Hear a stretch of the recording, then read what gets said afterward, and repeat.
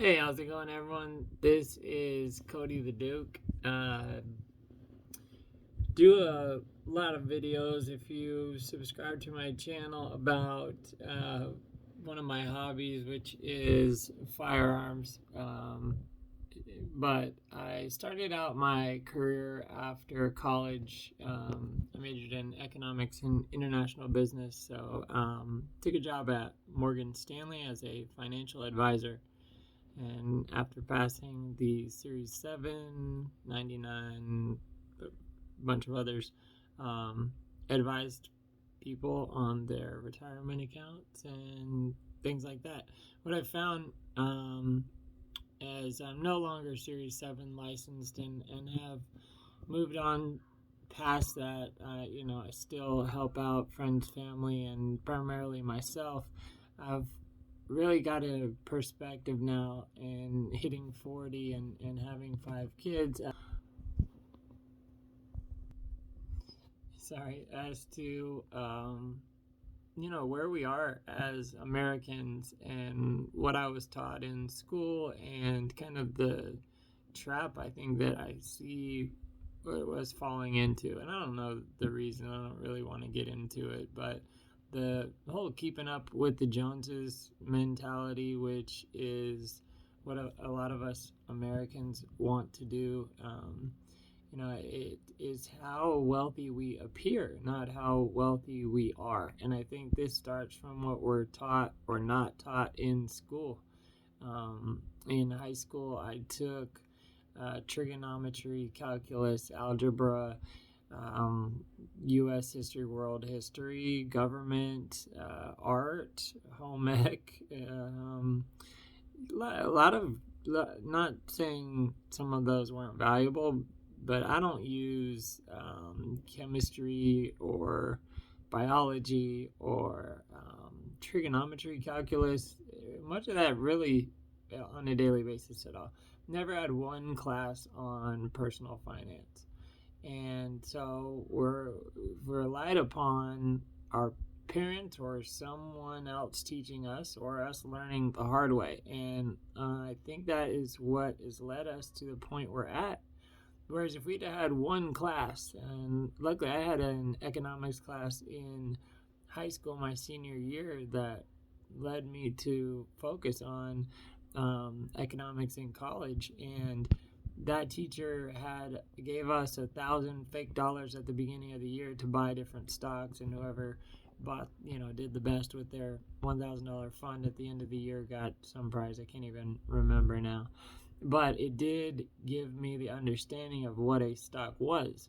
I already knew that because I was lucky, and my uncle and aunt bought me for my 12th birthday $50 in Disney stock. And at that time, that gave me 2 shares, which as a 12-year-old, I'm sure you can imagine 2 pieces of paper, which they don't do anymore for stocks, saying Walt Disney on them did not sound very cool until my parents told me that I owned a part of Disneyland. So growing up in LA, owning a part of Disneyland made me feel cool, and so I saw the value in it, at least at that level, at that point. That has done a 3-to-1 and 2-to-1 split since then, so those 2 shares now are 6 shares, and they're worth more like $170. I haven't checked in the last couple of days, but that $50 investment 28 years ago is now, whatever,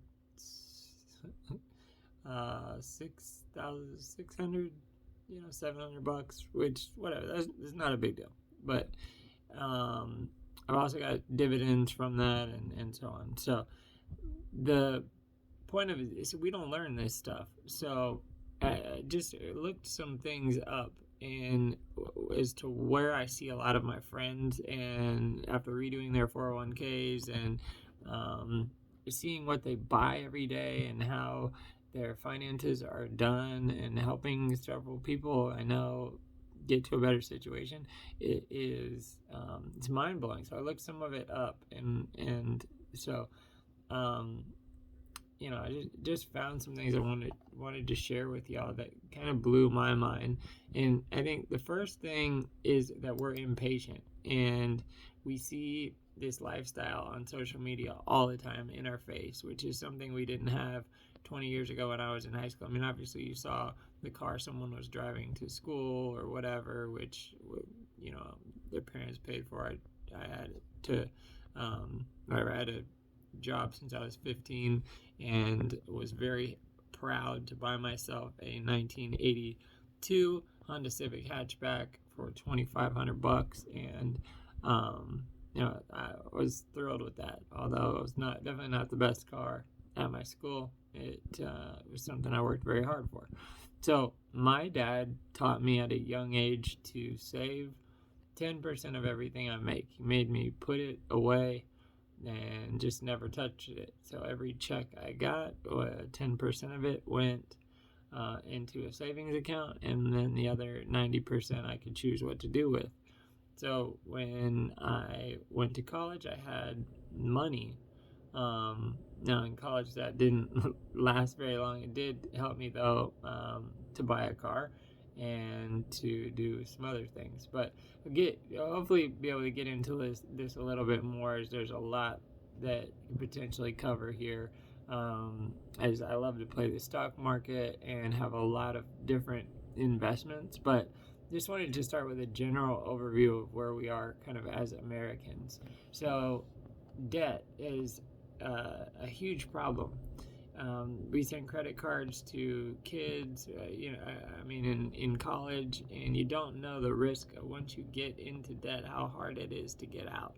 So I was curious as to where or what the average American debt was. They're surprised that in 2020, so this is based on Experian, which is one of the credit financial, one of the 3 credit bureaus that keeps your credit score.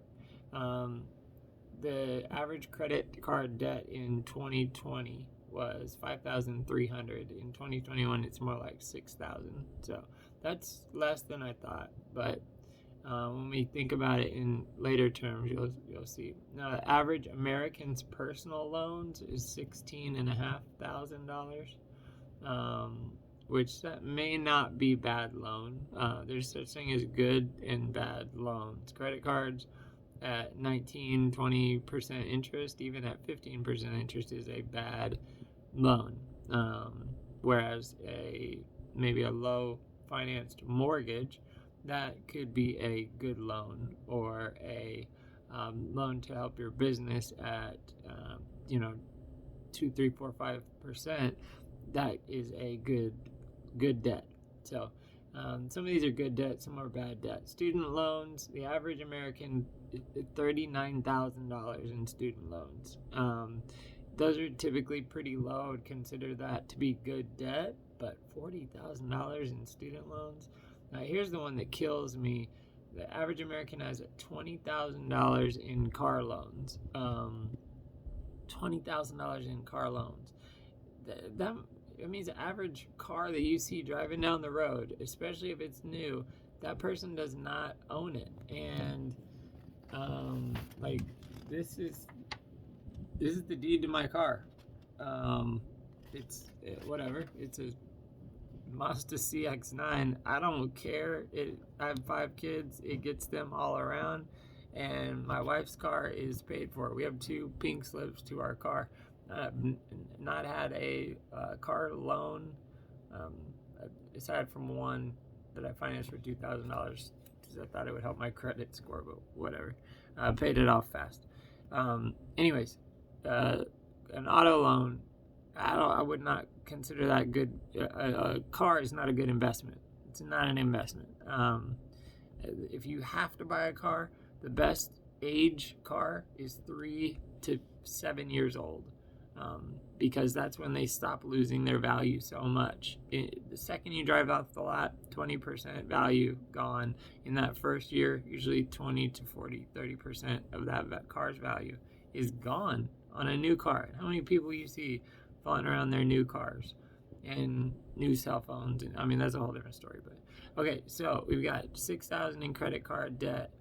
$16,500 in personal loans, $20,000 in car loans, $40,000 in student loans, and then HELOCs are something we can get into later, but that's where you take the equity of your house. So I guess first mortgage, average mortgage for an American is $210,000, which is not that bad, depending on how much you started at, I guess.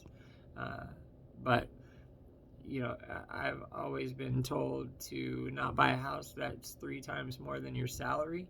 And since the average American's salary is less than 3 times that, I would say that's a little high. So, and then a HELOC is when you take equity in your home. So let's say you had a $300,000 house and you paid it down to $210,000, then you get a loan for on average, $42,000 of home equity line of credit, HELOC, and you're basically taking all that money you've paid into your house to build the equity up and pay the mortgage down over 30 years. And you're adding all that back on top. So when we total all these things up, I would say let's take mortgage out, saying that, we can talk about mortgage later on a different subject, but that would be good debt. HELOC, let's take that out even. 40. So that right there, we're taking out 250,000. Student loans, 40,000. Car loans, 20,000. We're at 60,000. Personal loans, let's count that. It's 16 and a half. Let's just say 10. So we're now at 70,000 and 6,000 in credit card debt. So $76,000 in debt for your average American, not counting mortgages or HELOCs. Now, of those, student loans, I would say, is a good loan. And perhaps personal loan, if it's to help you start a business, definitely that could be considered a good loan if you are able to pay it off quickly. But that's that in itself. Just think about it. $76,000, not counting your house, for the average American. Think about that the next time you see a new Tesla driving down the street compared to what might be a 1995 Ford F-150. Which one of those two guys is wealthier, you think? Probably your guess would be wrong half the time, is what I'm thinking. All right, now from the same site, I just mentioned, I totaled up some things, but they did run a separate number saying the average American as of September 2021, so not long ago, just 5 months ago, consumer debt as American, as a group, we're at $15 trillion. And the average American consumer debt is $93,000. So my 67 guess, I think they're taking some HELOC in there, or people just not owning homes. I don't know. But so let's lowball. We'll say it's somewhere between 93 and 76. Let's go with the average. We'll just round it up to 80 just to be on the low end. All right, so average debt is 80. That's saying we don't own a home as an average American. So how much does the average American make in salary? So, and then I'm going to talk about how much the average American has saved. So average American, how much do they make per year? Younger than 20, $26,000. Younger than 25, $32,000. Younger than 35, $46,500. Younger than 45, $59,000. Younger than 45 to 54 is $60,000. And 55 to 65 is $60,000. And then it kind of goes down from there. So really that 45 to 65 range at 60,000, that's about the average. That's the average for grown folks, I guess, what you would call Gen Xers. And then most millennials are older ones are 40 now and younger. Like I'm I'm right on that cusp, but I didn't grow up with a cell phone or anything, so I think of myself more Gen X than millennial.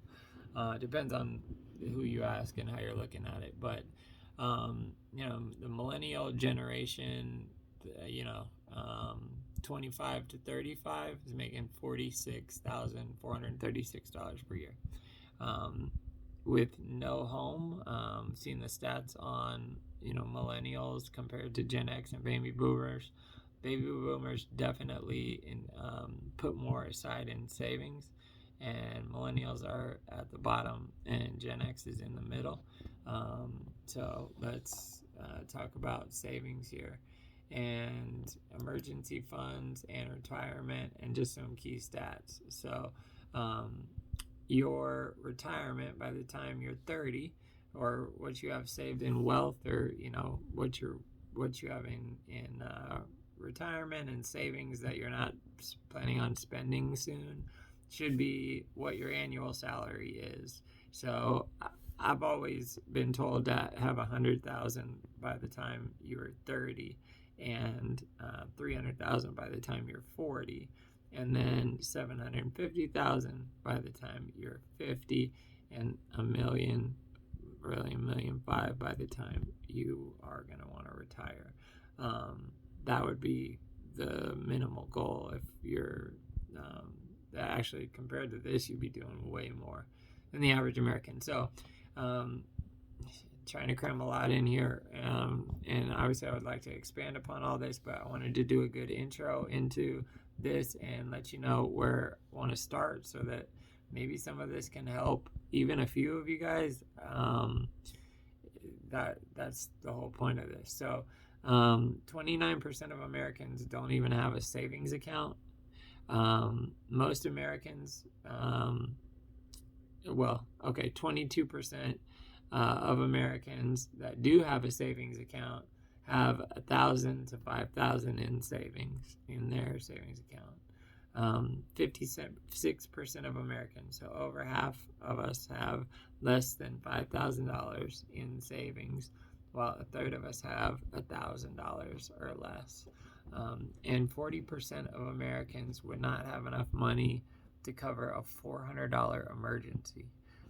Like 2 out of 5 people would not be able to pay themselves out of a $400 emergency. That's scary. So I get it, and there's ways to get out of this, but being what we just heard about, $96,000 in debt, that's how it happens. Is you don't have that money in savings from before that you've put aside when something bad does happen, and you do have to refix your transmission for $1,500. You end up putting it on your credit card, and that's how that debt adds up. So the average savings account is 35,000, while the mean this is what this means. The median is 3,500, where the mean is 26,000. That means that the mean is the average. So the average savings account of Americans is $26,000. But the median is the number in the middle. Like if we take 100 Americans, the person in number 50, they have $3,500 in their savings account, compared to the average being 26,000. So what that means is the top 10 or 20 people probably have like $500,000 saved up, and then the bottom of the group has a lot less. But the guy in the middle has 3,500. So if you have 3,500 in your savings account, you're doing better than half of the Americans. As we just said, 40% don't have enough money on hand to cover a $400 emergency. Whereas the emergency fund is what you should have set aside in liquid cash, and we can get into that later as to what's liquid in your investments. 401ks and things like that are not liquid. Gold bars not liquid really. Stocks can be liquid, but yeah, you could potentially lose money on the market. We can get into this more later, but emergency fund of money that you can access right away. You should have minimally 3 months of your paycheck covered. Like that should be goal one, alongside getting out of debt. So there's a rule of 50, 30, 20. And what that means is budget out to where you can pay all your bills with 50% of your income. 50%. And I know that might sound hard, but that's going to be a few less lattes and dinners out and things like that. Maybe try going 6 months without TV, or 6 months without coffee or eating out, and you'd be amazed how much you save in 6 months. Or just do it for 3. If you can go a whole year, you'll be amazed at how much of your debt and you can get rid of, and your emergency fund you can increase. So emergency fund, again, the average is 40,000, which sounds pretty good, but the median is 2,000. That means that guy in the middle has 2,000 in his emergency fund. We just talked about how the average American's salary is on the high end 60,000, and for people younger in their 30s and 20s, it's more like 40, maybe 50, 45. So just ballpark top of my head, $2,000 is about 1 month maybe. So the guy in the middle has $2,000 in his emergency fund to cover 1 month of his living expenses, while the average, which is meaning again those top 20 people, are the ones with all the money saved. And the same thing goes for retirement. Vanguard and Fidelity did two of the same studies on retirement accounts, and it was like one of them averaged 102,000 in retirement savings as an American, and the other was 109 as the average, which doesn't still sound good, but at least great. People have some retirement saved. But the median was more like 15,000 or something like that. I think it was 16 or 17,000. Meaning the guy in the middle only has $16,000 or so saved for his retirement, and $2,000 saved for an emergency fund. That's the guy in the middle. So 3 out of 4 people keep at least some of their savings at a brick and mortar bank. I guess that's interesting. 55% of people with the savings account have more than one. I don't know whatever. Half of respondents said they have an account specifically for emergencies, which is phenomenal. Emergency fund, if you don't have it, that's something we'll talk about later. And 3 out of 4 automate their savings deposits, which is awesome. So that all came from the Federal Reserve. So fact-wise, I don't know that you can beat that. That came straight from the Fed. I think they know their info. So last thing, just that I thought was interesting, and then I'll try to expand upon some of this later. But who's saving? And who are the wealthiest Americans? So wealthiest Americans, average $183,000 in wealth. So households in the top 20% based on their annual income do make up a majority of those, but households in the bottom 80%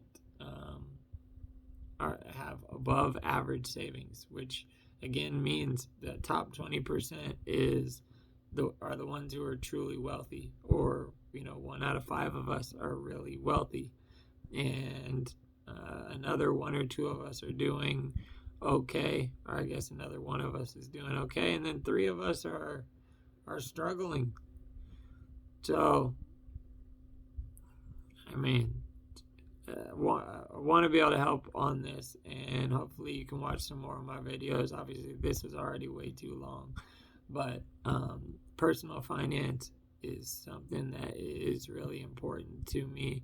I hate watching people struggle and worry about their bills and debt and how to be able to pay for their kids, or I mean, there's a million things that go into this, and I could go on for hours, and I don't want to, because I want you to watch another video, hopefully. So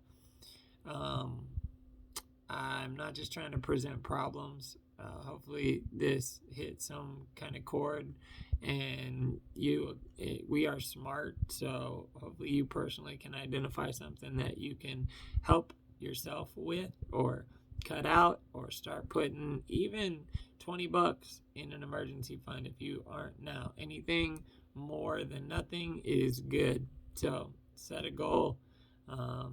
Even if it's 10%, ideally 10% of your paycheck, put it in a emergency fund or a CD or whatever. I'll talk about some options later, is what you can do with your emergency fund, and then your savings, and then your retirement, which should be viewed as 3 separate buckets. But again, on that 50-30-20 rule to end, 50% is in your fixed income, okay, of your necessity expenses, utilities, mortgage, water bill, all that. And if you can trim that out, figure out what you can pay for that's an absolute necessity with 50% of your income. Then 30% is your extra stuff, cable, I guess food really should be in necessities, but it depends on the food. Going out to eat is in that 30%, whereas, cooking at home cost effectively is in that 50%. And then 20% really should be going to savings, 10% to your retirement, and 10% to your savings or emergency fund. So talk more about this, 50-30-20, how to get out of debt, build your emergency fund, and get into some stocks and different investments and ways to build your wealth so that you don't just look wealthy, but you are wealthy, and you can take all that worry away. So while to me, guns and everything that you see on my other videos are fun, and I do view them as an investment, I have them because I can, and I don't have any debt to pay for those. So now, talking a credit score is different, because some of you might be thinking, I gotta have a credit card to build my credit score. That's true. I'll talk about that later, but drop some comments as to what you think. Like and subscribe. I'd like to do some more of these financial videos. This is how I got to the point where I am able to have the firearms and make those other videos for fun, but there's a lot more to it. There's hundreds of things, so I'd love to hear what you have to think, what you think and what you have to say. So this is Cody the Duke, Guns and Money, and this is the money side. So let me know what you think, and I'll try to gear the next video towards that and make it a lot shorter. Sorry for a 30-minute intro, but I hope you liked it, and I hope you can understand that this is really important. So have a great day, be smart, and I'll talk to you next time. Thanks, y'all. Bye.